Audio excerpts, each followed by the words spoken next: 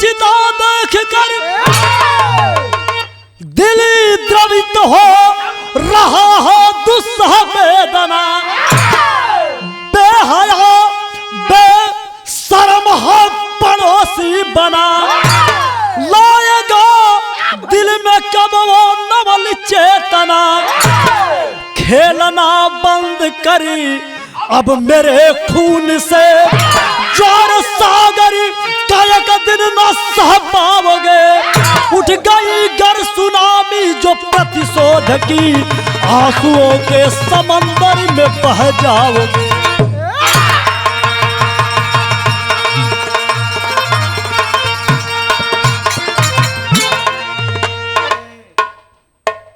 ज्वार सागर का एक दिन न सह पाओगे। बारे कवि जी, उठ गई गर सुनामी जो प्रतिशोध की, आंसुओं के समंदर में बह जाओगे। गजल का नमूना वाला मास्टर।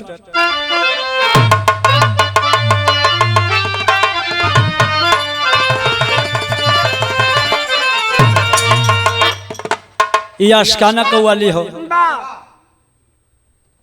कोनो हीरोइन हीरो से कहले रहल, कैसे?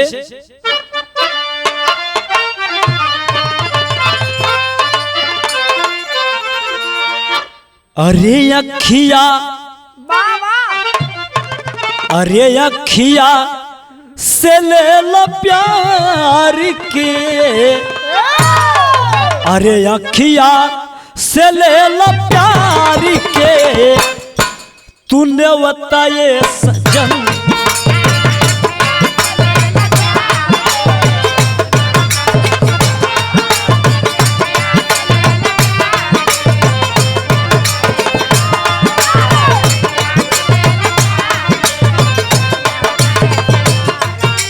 तुहरा के मान लिहली दिल के बताए सजन।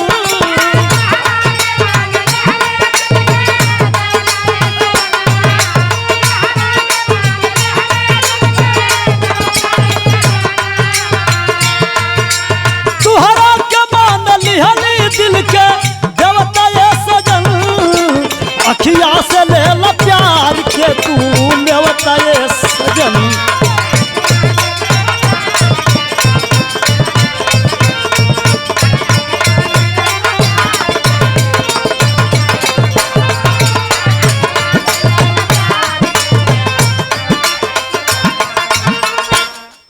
लेकिन भाव है, अरे पाकिस्तान वालों, नाम तुम्हारा पाक है लेकिन इरादा नापाक देखकर कवि ने भाव दिया है। कैसे? अरे क्रांति की आग में हमें, अरे क्रांति की आग में हमें, अरे चलना पसंद है।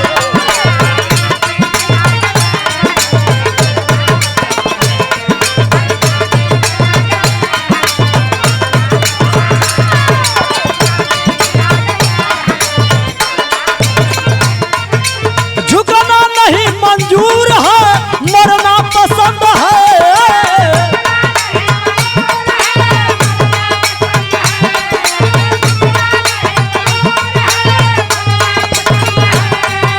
अरे झुकना नहीं मंजूर है, अरे मरना पसंद है। क्रांति की आग में हमें अरे चलना पसंद है।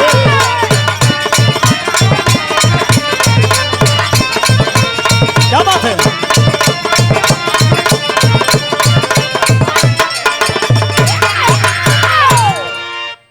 यही से कहानी के शुरुआत हो। केकर कहानी हो, कहाँ का कहानी है मास्टर?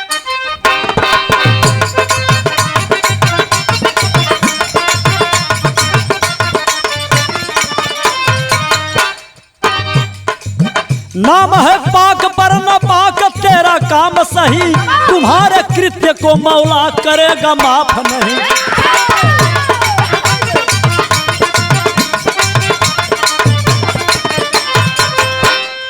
कहाँ की कहानी हो? ग्राम गौरा है, थाना झिंगना, मिर्जापुर सही, गोद में संजय सिंह के जन्म, सुघर नूर वही।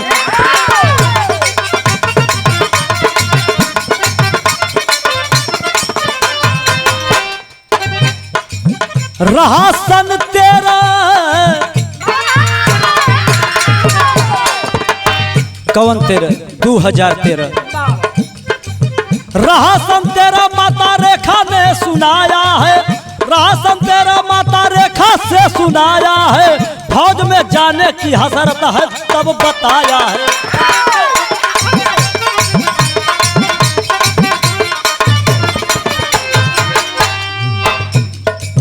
पास ट्रेनिंग को करके जम्मू भी चलाया है, लगन शादी की पड़ी घर से फोन आया है।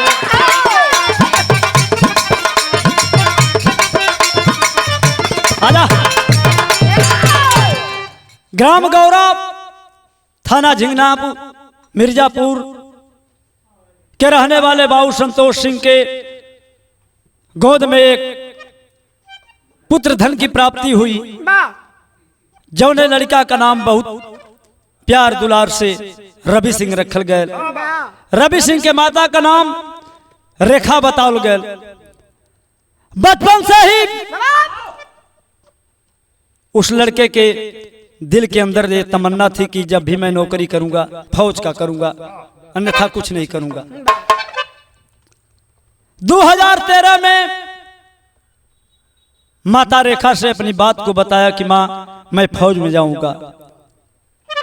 माता कहती बेटा जो तुम्हारी इच्छा। फौज में जवान 2013 में भर्ती हुआ, ट्रेनिंग पूरी करके घर पे आया। घर से फोन गया कि बेटा तुमको मालूम कि तुम्हारी शादी पड़ी है। आया घर पर, शादी हुई प्रियंका नाम के लड़की से। और जब जाने लगा तो औरत एक प्रियंका सिंह एक बात कहती है। का कली मास्टर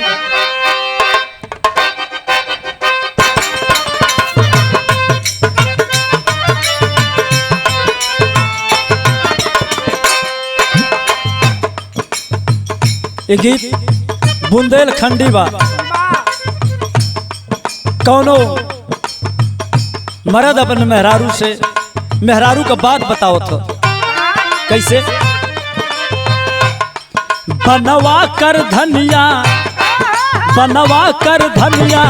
धनिया दगा मोको दे गई।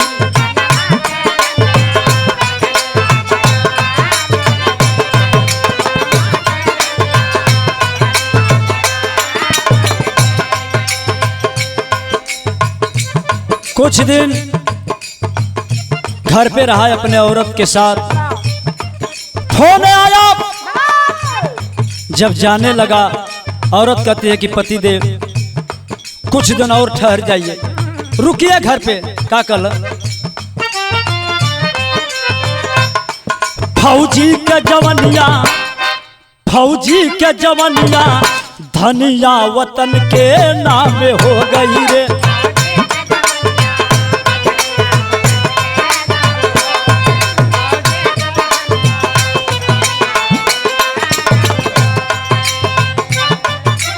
करके प्रीत वतन से अपने चमन के नाम हो गई रे। फौजी के जवनिया धनिया वतन के नाम हो गई।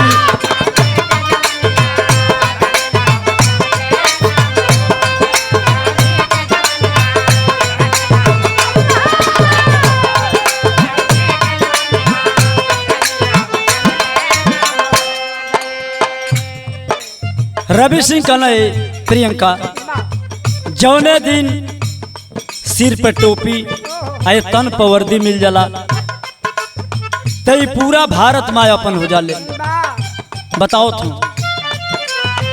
सिर पे टोपी तन पे वर्दी,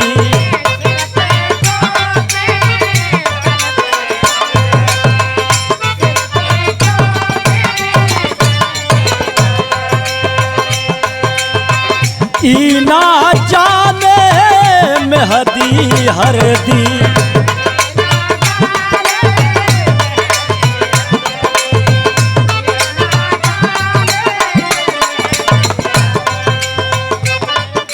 वतन पे मरना वतन पे जीना, वतन पे मरना वतन पे जीना सुबह शाम हो गई रे फौजी के जवनिया धनिया वतन के नाम हो गई।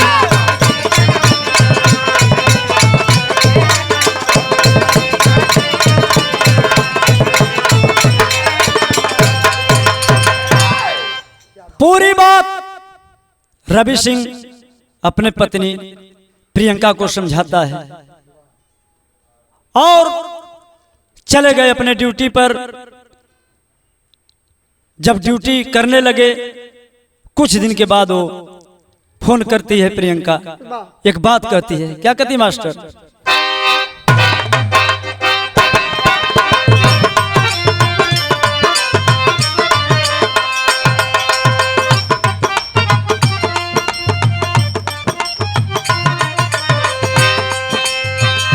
तर्जबा कौनो मेहरारू अपने मर्द से बड़ी सभ्यता से बहुत शालीनता से बात कहलस। मुहे लगावला मुहे लगावला जवन आज नाच खावेला।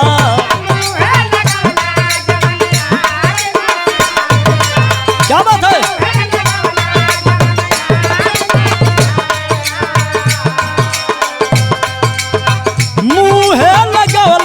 जवन आज नाच खावेला ए राजा जी काहे के करे जाकू कावेला राजा जी।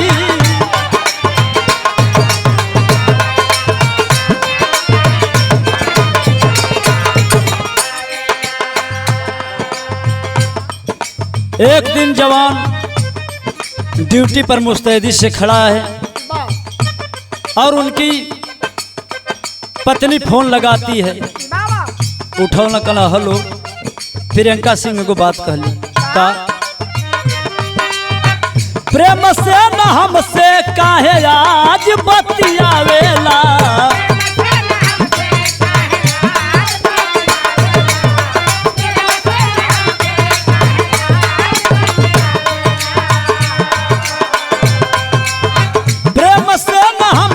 काहे आज बतियावेला ए राजा जी वीडियो कॉल काहे ना लगावेला राजा जी वीडियो कॉल।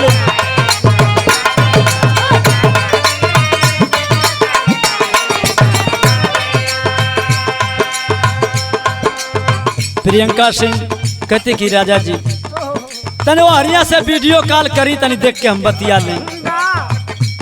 एक बात और कहल तू हंसे दिवाली हवे तू हंसे दिवाली हवे तू हाई से होली।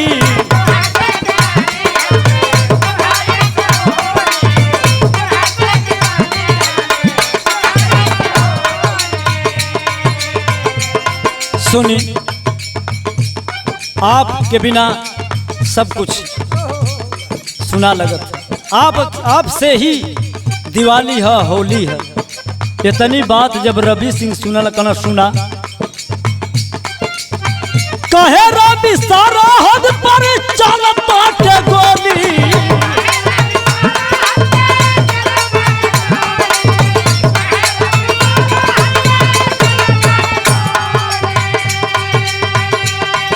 प्रियंका फोन रखा हमारा के साहब जी बोलावे ले।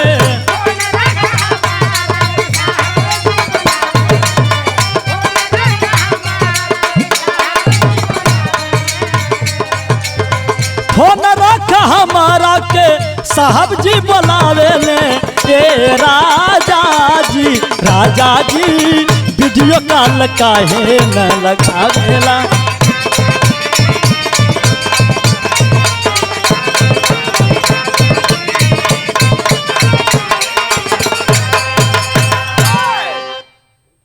रवि सिंह कहला प्रियंका फोन रखा। साहब जी का फोन आवत है। साहब जी बुलाते हैं और पूरी बात बताए कि जवानों पाकिस्तान वालों ने बॉर्डर पर हलचल मचा दिया है। इतनी बात जब रवि सिंह सुनला तब भैल का मास्टर बिरहा में तर्ज लग गई।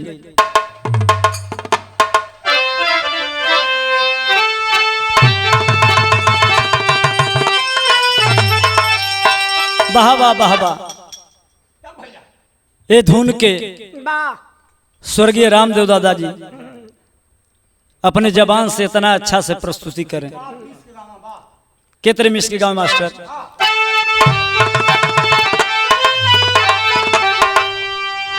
और पिया परदसिया न भावे अंगनवा अरे बिरही बनल बास से जारिया मरी उड़ी उड़ी जल अचरिया। जब साहब का बात रवि सिंह सुनला तब भैल का अरे तो जननी कलाल आज काल से न डरी है और लहराई झंडा गगनवा बाधे सिरावा पे कफनवा।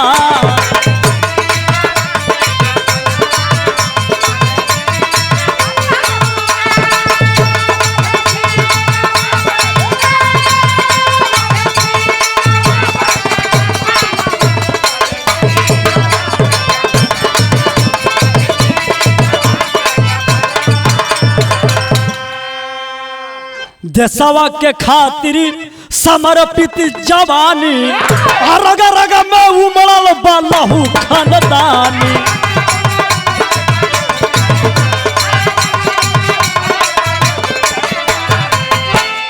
अरे तकल न मुदैया नहीं अखिया देखई है अरे जिंदगी हो जाए मसानवा पर सिरवा पे कफनवा।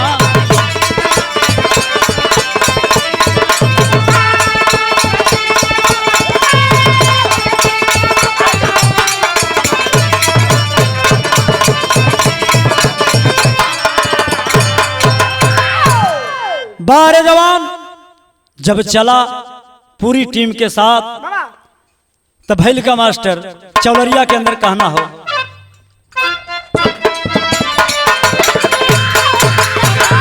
कैसे जवान चलत हवन तक कसी कसी बेल्ट कमर में चलल मारा तानवा हो वतनवा खातिर चाई पर नवाना।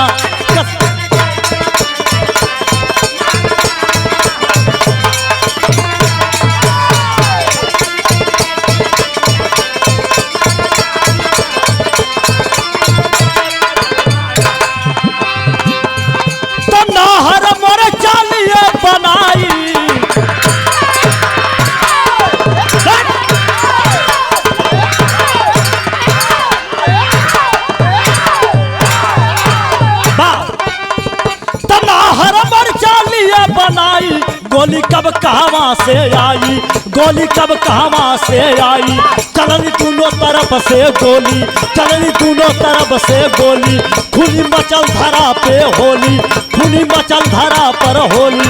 गगन पीर बघेला संजय गगन पीर बघेला संजय कला नवा हो वतनवा खातिर जाई पर नवा।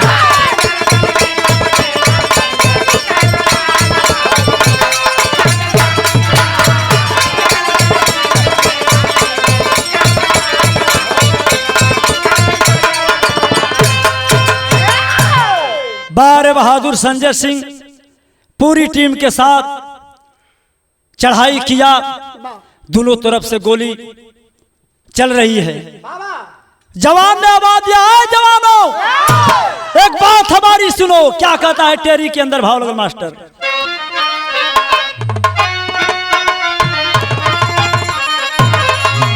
रवि सिंह कहला अरे बंदूक का गोली अरे बंदूक का खेती सरहद पर होई अरे बंदूक का खेती सरहद पर होई मारो खोज खोज जंगल पहाड़ और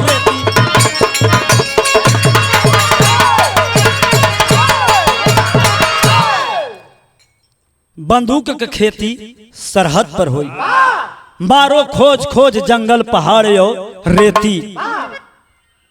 भैल का मास्टर, नापाक इरादा तेरा है, अरे नापाक इरादा तेरा है, गुमान तुम्हारा तोड़ेंगे, है जीने का दम तुझे नहीं, हम तुझे मिटाकर छोड़ेंगे।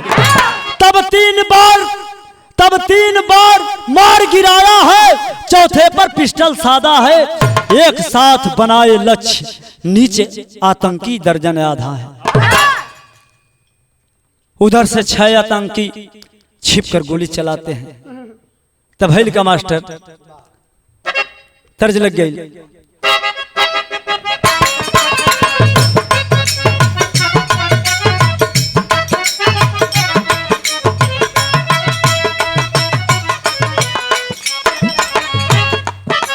बार तर्ज,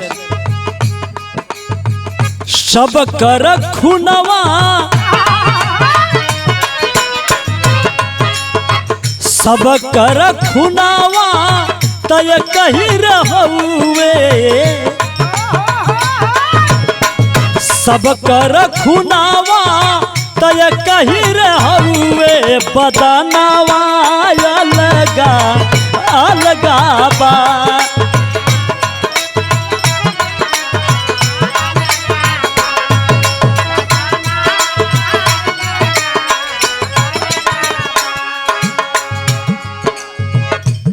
एक आतंकी की गोली जवान के सीने में लगी, धरती पर गिर गया और छटपटा रहा है। कवि जी लिखत हूँ,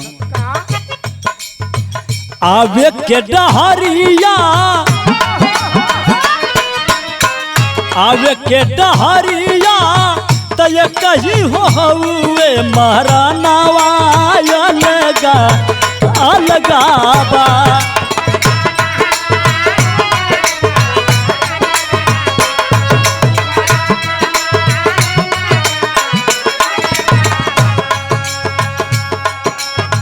फोनवा से मिलल परिवार के खबरिया,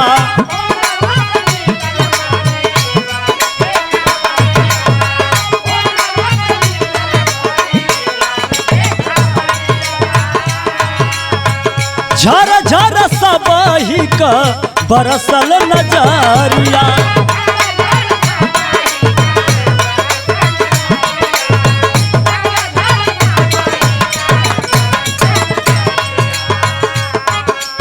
सब कर रथिया, सब कर रथिया एक ही रहुए, कफनवा अलगा अलगा बा।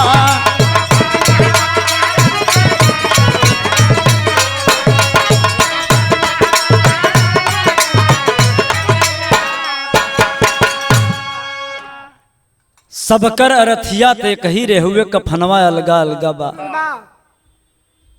कवि जी लिखे हुआ कि तिरंगे झंडे का जो कफन है वो कफन सबको नसीब नहीं होता है। जवान की लाश तिरंगे झंडे में लपेटकर ताबूत में रखकर जब गांव की तरफ आई, घर पे जब अर्थी उतारी गई, पूरा गांव टूट पड़ा। अर्थी के ऊपर उनकी पत्नी प्रियंका संग रो रही है। कैसे रो रही है?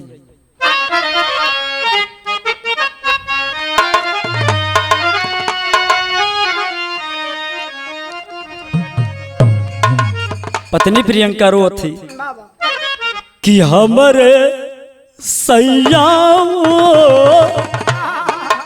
कि हमरे सैया हो, अरे रोवे प्रियंका लसिया पर भरा, हमरे सैया हो।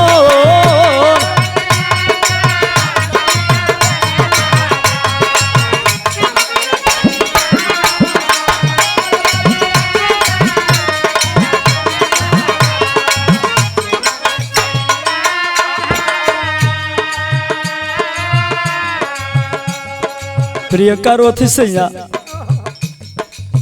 कलिए तफनवा पर ये सैया हंसी हंसी के बतियावला दीपावली में आवे के कहला घर भर के बतलावला कि हमरे सैया कि हमरे सैया हो बीच भंवर में नैया गोता खाए हमरे सैया हो।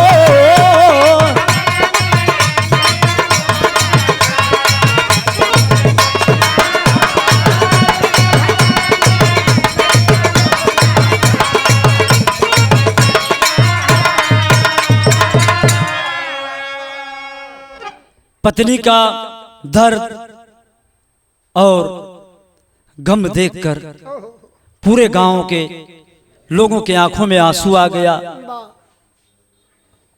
माता रेखा और पिता संजय सिंह रो रहे हैं। किस भाव में मास्टर? पहपट के अंदर।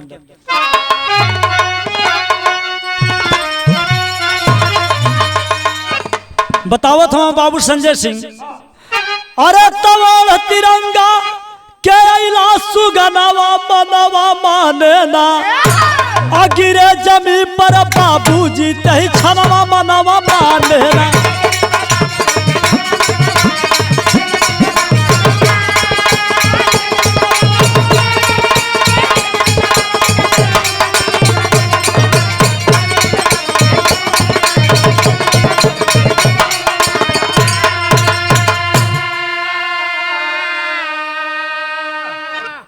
जो जवान उस रवि सिंह की ताबूत को लेकर आए थे, उनकी माता रेखा पूछ रहे हैं कि ये साहब कैसे पूछे थे कि रोवे बाई ये साहब हमारा के तनी बता दा हो कहवा गोली लाल के लागल चेहरा खोल दिखा दो। ये साहब कहाँ कहाँ अमर लाल की गोली लगल तनी दिखा दा। प्रियंका रोत है, अरे तो कहे प्रियंका सिंदूर भइल सपनवा मनवा माने ना माहुर लागे तुहरा बिल जानवा मनवा माने ना। पतिदेव ये का कह दिल, तोरा बिना पूरा ही दुनिया पूरा संसार सुना लगत हो। आल्हा के अंदर कहना मास्टर,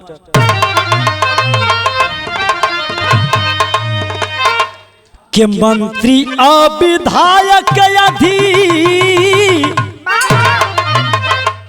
कार्य सब मिल के बाबू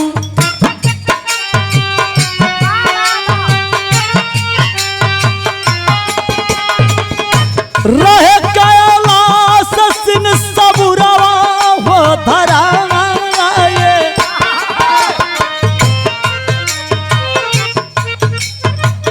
वाह कवि जी, लेकिन मुरझायल जवन डाल का सुमनवा बाबू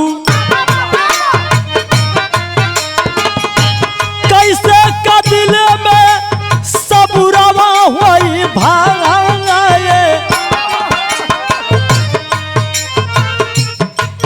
जवान की जनाजा को लेकर पूरा गांव जब चलने लगा, हजारों की भीड़ के तादाद में उस जवान की अर्थी उठती है। पूरे जनता के आंखों में आंसू बह रहा है, सब लोग रो रहे हैं। कैसे मास्टर? चलल बाजना जा जब गंगा के किनारिया भैया रवि सिंह हमारा रहे कहे सब भाई।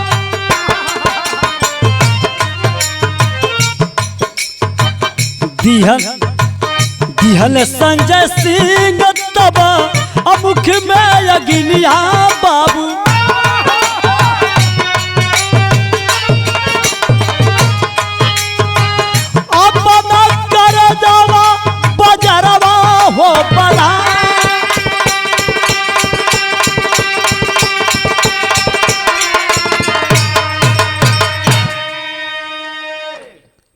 यहाँ दुख लोग कहेलन क्यों जवान शहीद हो गया, ये हल्की बात नहीं है। दुख उस मां से पूछो जिनकी गोद उजड़ गई, दुख उस औरत से पूछे जिसकी मांग सुनी हो गई, दुख उस 8-9 साल के बच्चे से पूछिए जो बहुत कम उम्र में 8-9 साल की उम्र में अपने पिता के मुख में अग्नि देता है। ये हल्की बात नहीं है। मतारी बाबूजी रोत हूं कैसे मास्टर खड़ी के अंदर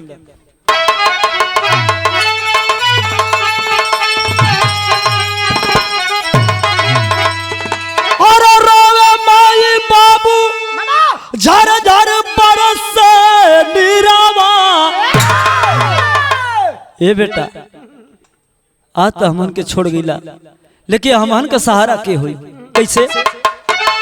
और रोवे माई बाबू झर झर बरस नीरावा, आग चितवा में अब के लगाई हीरावा।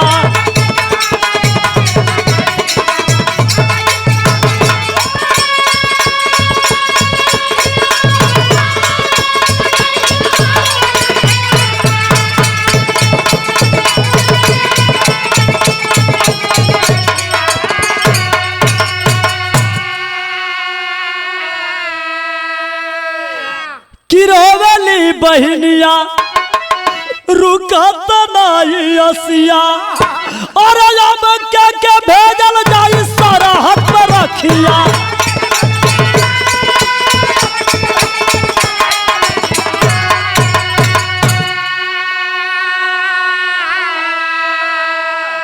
बहन रोज बाड़ी की भैया सावन में राखी के त्योहार पर हर साल तो के सरहद पर हम राखी भेजत रहे। प्रियंका रोवत है क्या रे विधवा गईला, बहन रोवत है और विधवा गईला भाभी क्या बनाई बिरवा, और दया गचितवा में अब क्या लगाई।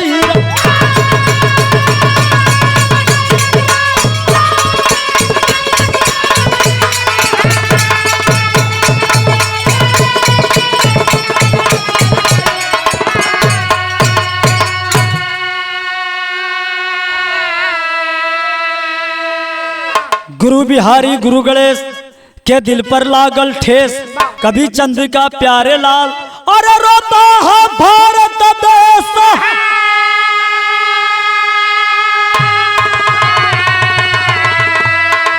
और बंदूक का खेती सरहद पर होई, और बिना सूबेदार कहियाल पड़ोसी चेती, बंदूक का खेती सरहद पर होई।